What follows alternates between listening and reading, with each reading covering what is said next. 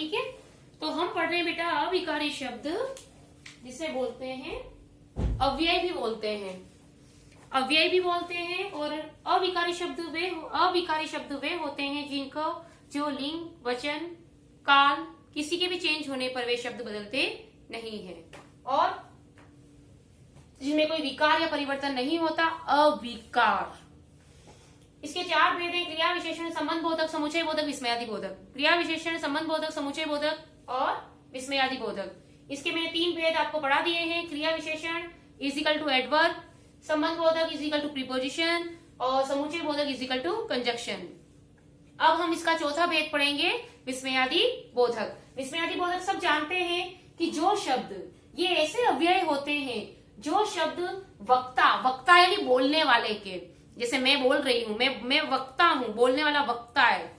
जो शब्द वक्ता या कर्ता यानी जो काम कर रहा है, जो बोल रहा है, के हर्ष यानी खुशी, उल्लास, प्रसन्नता, शोक यानी दुख, घृणा यानी नफरत, भय यानी डर, उल्लास वही हर्ष, शोक, उल्लास, जो हर्ष का मतलब उल्लास, उमंग, खुशी, आश्चर्य आदि भावों को जो प्रकट करते हैं, यानी विस्मयादि बोधक अव्यय ऐसे शब्द हैं जो बोलने वाले के शोक, भय, दुख, घृणा, आश्चर्य आदि भावों को प्रकट करते हैं, वे विस्मयादि बोधक अव्यय कहलाते हैं। आपने विस्मयादि बोधक की डिफाइन पढ़ी होगी, वही है कि जो शब्द आपके विस्मयादि बोधक जो होते हैं विराम चिन्ह, उसमें भी विस्मयादि बोधक की डेफिनेशन आई थी 6 में।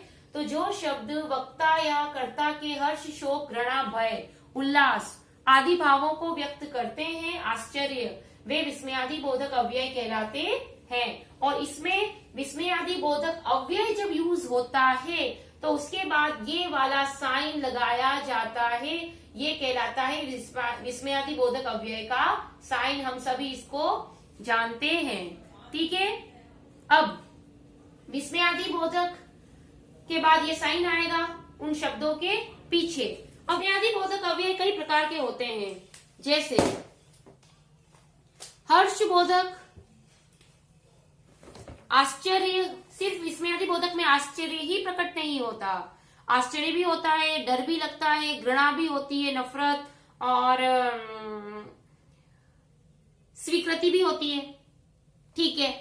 हाँ, अच्छा, उसके बाद अगर ये साइन आए, ठीक है, जैसे हर्ष बोधक, इसमें कई प्रकार के होते हैं। ये आपको इतने नाम याद करने की जरूरत नहीं है, और फिर भी अगर आप ध्यान से देखते हैं तो 2-4 नाम तो याद हो ही जाएंगे। हर्ष बोधक, विस्मयादि बोधक, शोक बोधक, वही शोक बताने वाले जो शब्द हैं, ठीक है। उसके बाद घृणा बताने वाले शब्द, घृणा बोधक, स्वीकृति बोधक। स्वीकृति कैसे देते हैं हम? हाँ, ठीक है, ओके, स्वीकृति बोधक। अनुमोदन और स्वीकृति एक ही बात है, किसी बात के लिए हाँ करना, ठीक है। संबंध बोधक, बोधक सबके साथ आएगा। उसके बाद भय बोधक, उसके बाद अहा, शाबाश, ठीक है। अब विस्मय, आश्चर्य किसमें होगा? ओह, ए, क्या, अरे, ओह, शोक, हाय राम, हाय हाय, राम राम, ओह दोनों में आता है। ओह, मजा आ गया, और ओह यह क्या हो गया, शब्द के अकॉर्डिंग। घृणा, छी छी, थू, नफरत होती है, दिख। स्वीकृति, हाँ, अवश्य, जरूर।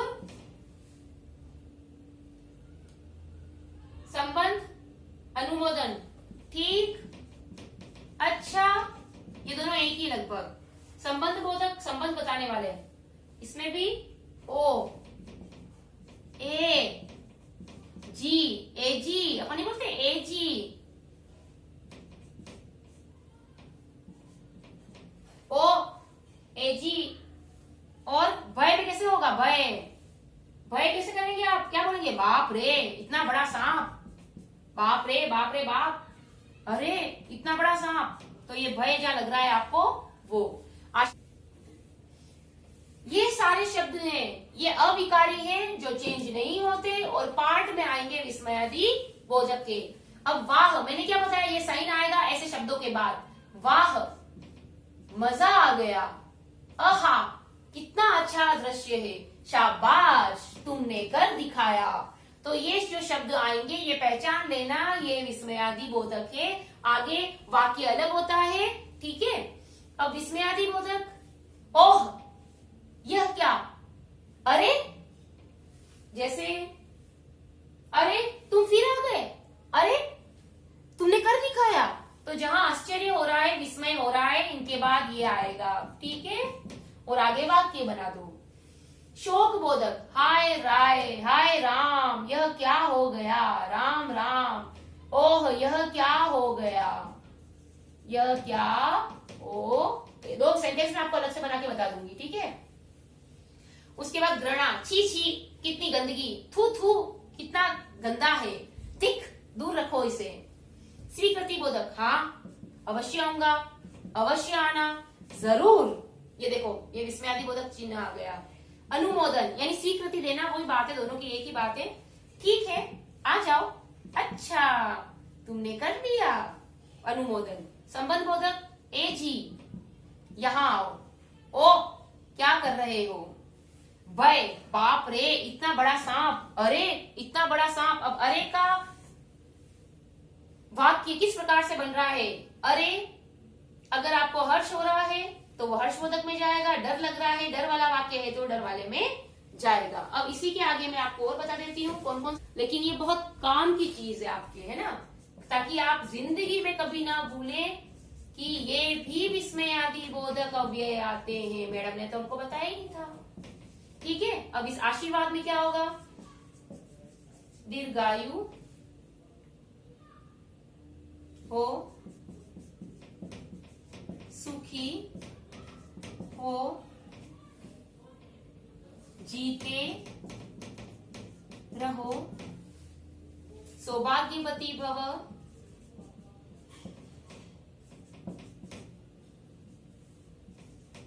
अब इनके आगे ये लगा दो, ये लगा दो, ये लगा दो, ये लगा दो।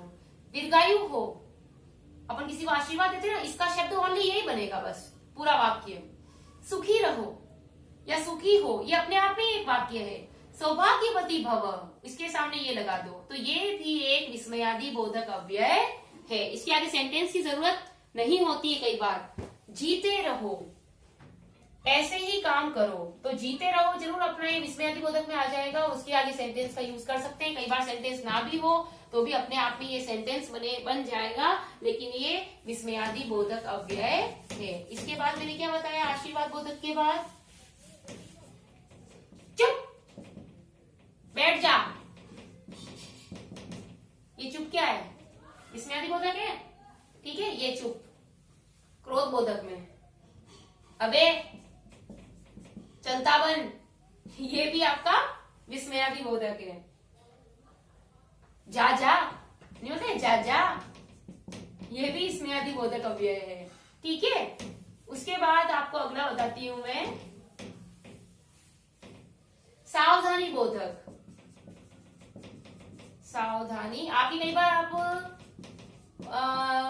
पाठ पढ़ते हैं, नाटक वगैरह होते हैं, तो आपने देखा होगा कि जैसे ऐसा शब्द आया होशियार, इसके सामने ये आ जाएगा, ये भी अव्यय है, सावधानी बोधक वाला है। तो विस्मयादि बोधक का पार्ट है, आपको अलग से याद करने की जरूरत नहीं, आपको ध्यान में रखना है कि होशियार भी एक विस्मयादि बोधक है। खबरदार, आगे मत जाओ, आगे मत आओ, ये वाक्य बन गया। खबरदार भी विस्मयादि बोधक है, ठीक है। सावधान विस्मयादि बोधक है, सावधान, ठीक है। इसके बाद अभिवादन, अभिवादन करते इन फॉर्मल लेटर, अनौपचारिक पत्र में संबोधन के साथ क्या अभिवादन करते हो? नमस्ते, प्रणाम, चरण स्पर्श, ये सब अभिवादन है। तो ये सभी विस्मयादि बोधक भी है। ध्यान रखना, इतने ध्यान रख लोगे तो विस्मयादि बोधक इतने अगर याद हो जाएंगे तो नैया पार हो जाएगी, मजा आ जाएगा। यस, तो यहाँ आप देखिए संबंध बोधक और क्रिया विशेषण में क्या अंतर है। संबंध बोधक क्या होता है? जो संज्ञा या सर्वनाम का संबंध अन्य शब्दों से बताते हैं। और क्रिया विशेषण क्या होता है? क्रिया की विशेषता। यहाँ पर देखो, घर के भीतर चलो, यानी कि ये संबंध बता रहा है कि घर के अंदर, यानी किसी चीज से संबंध बता रहा है। तो के भीतर, के ऊपर, के सामने। और इधर देखो, भीतर चलो, भीतर चलो यहाँ संबंध नहीं है, जबकि क्रिया की विशेषता है। वह ऊपर चढ़ गया, चढ़ने की विशेषता है कि ऊपर, जबकि यहाँ देखो, वहां वह पेड़ के ऊपर चढ़ गया, तो वह उसका और पेड़ का यहाँ संबंध है। तो ये अंतर है, यहाँ संबंध बताते हैं और यहाँ क्रिया की विशेषता। रमेश पिता के सामने झूठ बोला, यानी कि रमेश का ये संबंध है कि झूठ किसके सामने बोला? पिता के सामने। तो ये संबंध बता रहा है। रमेश सामने जा रहा है, यहाँ कोई संबंध पता नहीं चल रहा है, हमको पता चल रहा है कि जाने की विशेषता है कि सामने। तो ये संबंध बोधक और क्रिया विशेषण में अंतर है।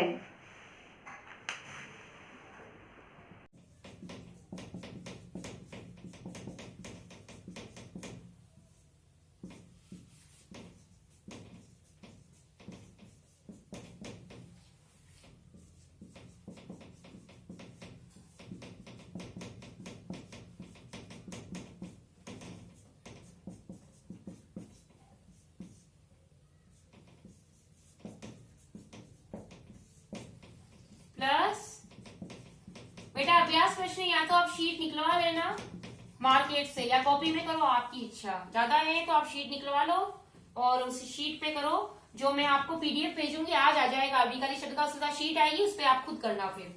ठीक है, तो ये आज आपके प्रश्न है।